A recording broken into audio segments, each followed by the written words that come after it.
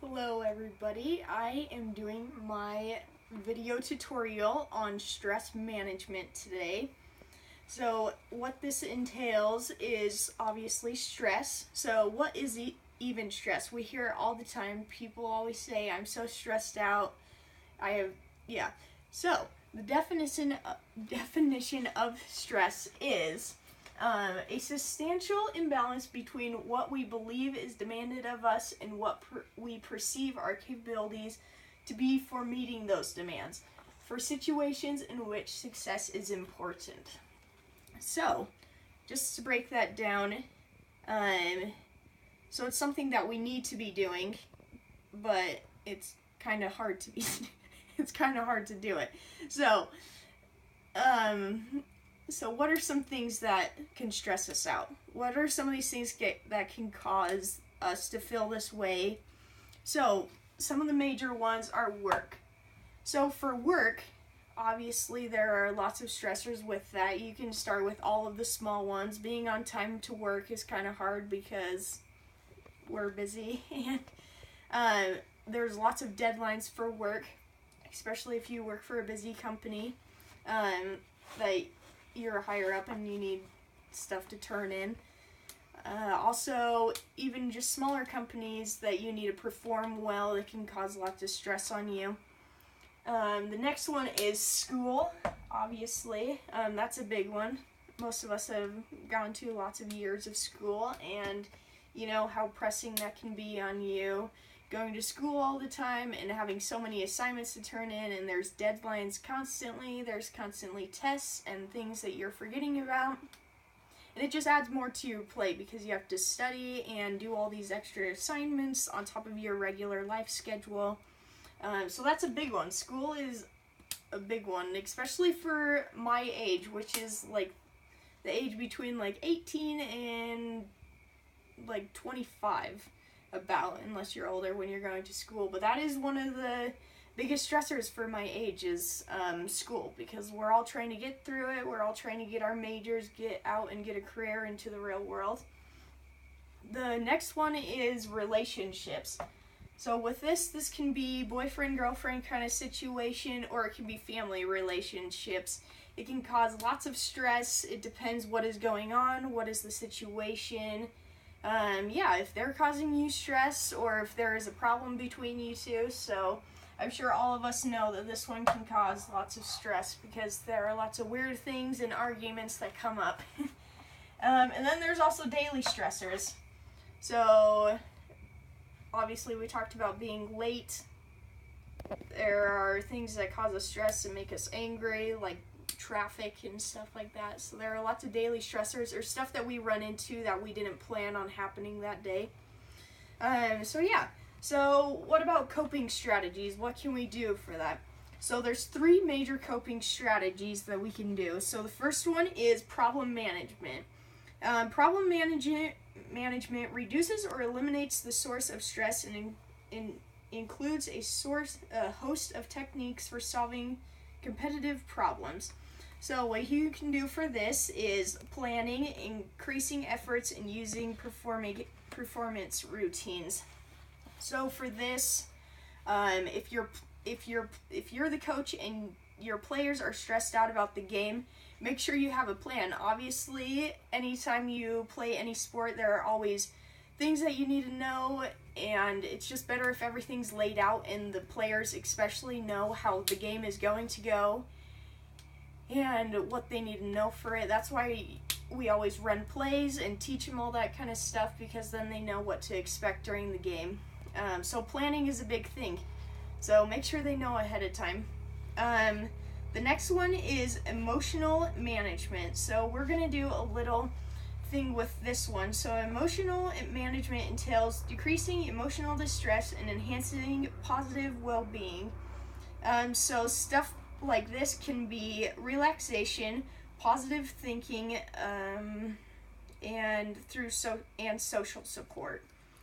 So relaxation is really good, especially to get your players relaxed and loose for the game. And positive reinforcement is huge as well, because players are always I feel like players are always feeling like they're not good enough, especially if they're not performing well, so it just helps you if you get lots of positive reinforcement. So that's why coaches on the sideline are always saying, like, good job, you got this, and stuff like that. So we are going to do a little relaxation thing. So this is how it's going to go. So I am going to say the relaxation, and we're going to put on some music, and yeah, we're going to do this.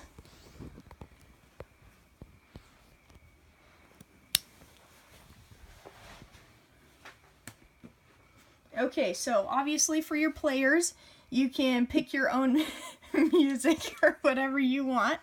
There are tons of things on iTunes. When I search relaxation, it will come up with tons of different sounds, whatever you like. This one is called yoga. So yeah, and then you can do this yourself, or if you really want to, there are tons of YouTube videos that you can just turn on and somebody will speak, so you don't have to speak. But I'm going to speak on this one and see how it goes. One of my coaches did it in high school, and I felt like it really helped us as a team. So here we go.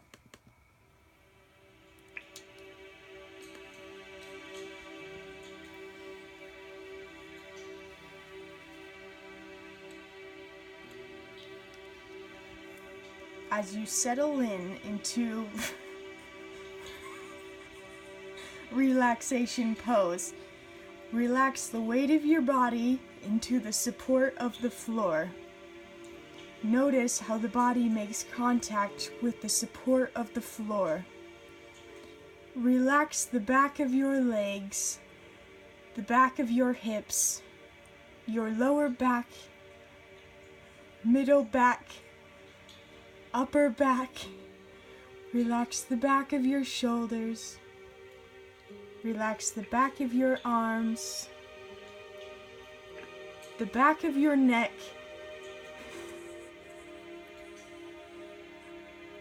and the back of your head. Make any adjustments you need to relax the body onto the ground more fully. Relax into the support of the floor completely. Relax the muscles of your face. Relax your eyes and your forehead. Relax your temples and cheeks. Relax your mouth and jaw. Relax your whole face. Place your hands on your belly. Feel the rise and fall of your belly as you breathe.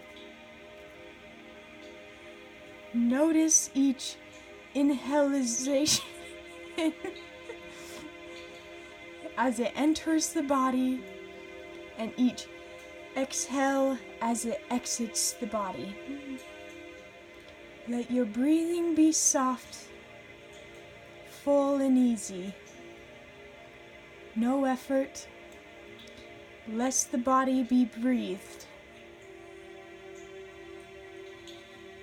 As you inhale, say silently in your mind, let's. As you exhale, silently say go. Inhale, let's.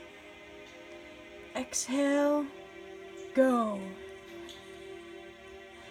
Continue to observe the breath, letting the body sink deeper and deeper into relaxation. Let your arms rest by your side. As you exhale, make a soft fist with each hand. As you inhale, relax the fist and let your hands remain softly curled and relaxed. Let the body sink deeper and deeper into the support of the floor. Alrighty, so that is just like a little piece of what you can do with your team. So if you want to say that yourself, or there are tons and tons of YouTube videos online that will just do it yourself so you don't have to talk. I know I was kind of laughing in there, so it probably doesn't help them, but tons of things to relax. So the last thing we're going to be doing is athlete is going over some of the common stress symptoms.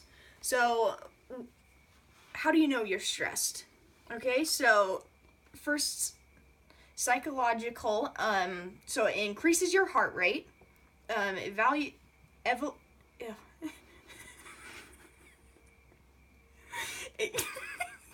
extensive sweating, increased pupil dilation, decreased blood flow to skin, greater muscle tension. My friend, whenever she gets really stressed, she holds all of her stress in her shoulders, and so her shoulders get extremely tense. So let's go over some of your behaviors. Rapid talking, nail biting. I bite my nails all the time when I'm nervous. Foot or finger tapping, muscle twitching, pacing, scowling, yawning, trembling, frequent blinking, poor eye contact, and stammering. So, one thing that you can do is fill out an assessment form. Obviously, for some things you can't meet with every single individual player, but this is good because you can do it in a big group. So you get one of these stress management assessment forms, and you need to have them filled out. So the first thing that you're going to do is identify 3 situations that commonly stress you. So if you're going to be doing this with your team, you can have situations in the game. I would do a couple in the game and maybe one outside of the game, just so they can focus all around. So the first question that you would ask is, how much do you notice unwanted muscular tension? So 1 is obviously low, and 9 is high.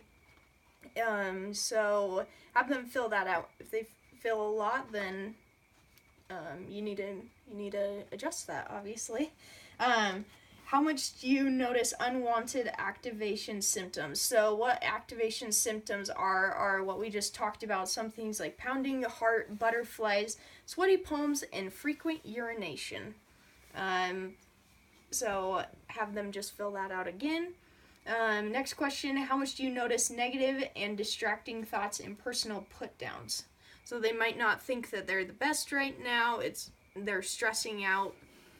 I know whenever I'm planning for a big party and it's right before, I always say, like, I can't do this because it just gets too hard.